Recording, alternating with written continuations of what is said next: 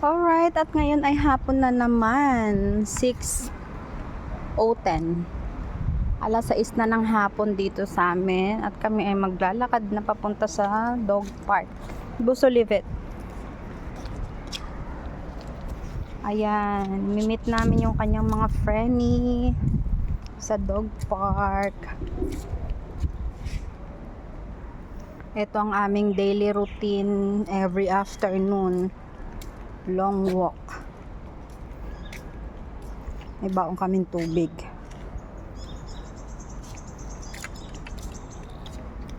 Ayan, ito po ang aming kapaligiran dito sa aming area.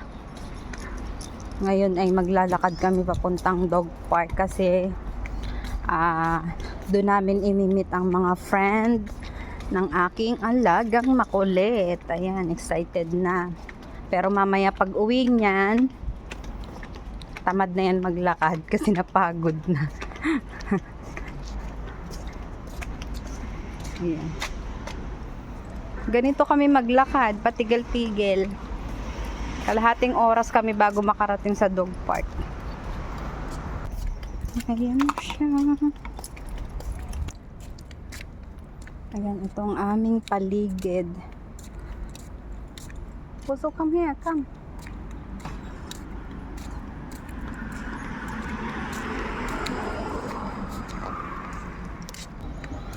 Ayan, alas 6 na nga pala dito guys. Ay kung mapapansin ninyo ay may araw pa.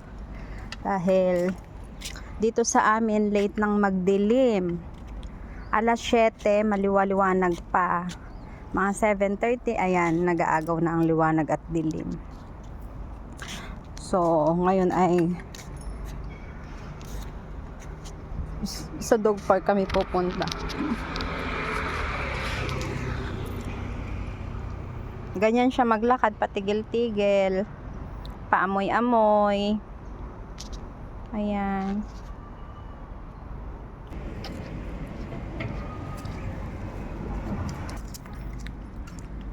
Ayan, mataas pa ang araw. Sa Pilipinas to ay nag-aano na sila. Kumakain na ng hapunan. Ayan, at saka pala guys, ito, tingnan nyo guys. May rooster dito. Ayan. May ligaw, ano ba yun? Ligaw na ano? Ligaw na tandang.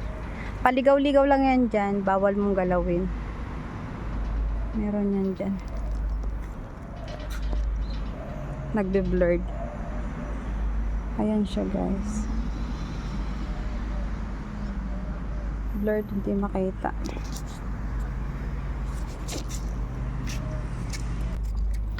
Yung aming dadaanan ay ganito ka ganda. Ayan.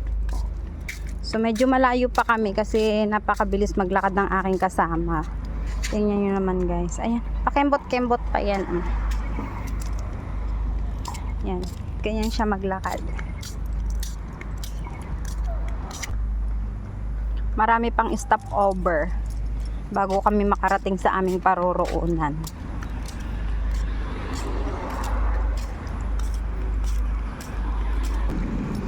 Ayan ang aming dadaanan, hinarangan. So, liliko kami para kami makadaan. Okay, magi-stop over na naman siya.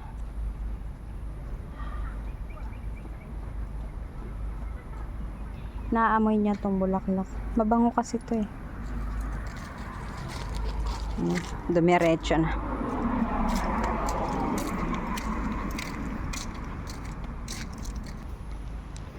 Alam nyo guys, ang maganda dito sa SG.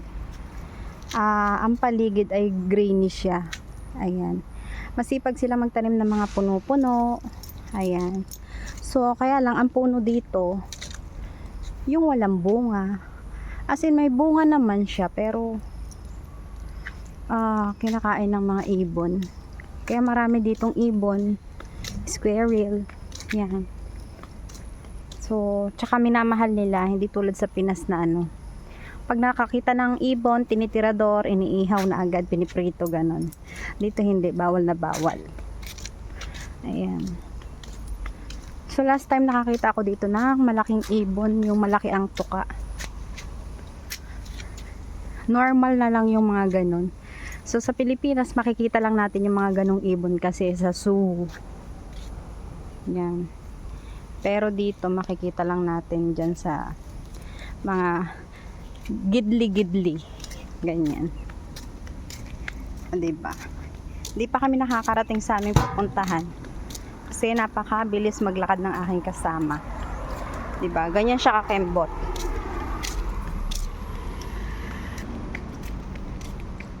Maaraw pa. Yung alas 6 pasado na pero maaraw pa. Ayan. So medyo malapit na kami guys. Finally. Konting push na lang. Makakarating na kami sa dog park. Yung kasing dog park na pinupuntahan namin, likod yun ng simbahan. Parang Catholic Church. Ayan, doon namin sila pinapakawalan kasi may bakod yun. At hindi sila basta-basta makakalabas. Kasi kung sa labas, delikado, may sasakyan. Tapos may ibang aso na, alam nyo na parang tao din. Picky din sa friend. So, kailangan nandun kami sa may nakaharang. Para at least, di sila basta-basta makakasugod sa kapwa nila aso. Ayan.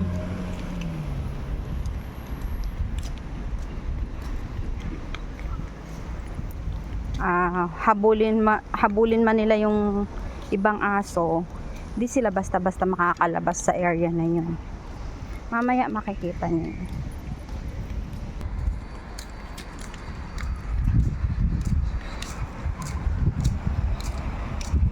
Tsaka ang maganda lang dito is, ang isa pang maganda ay yung paligid.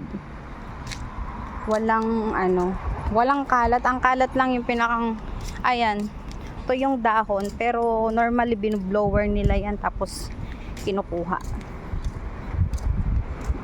Ganyan sila ka-particular sa cleanliness. Okay, sa part na to, tatawid kami para direct na kami dun sa dog park.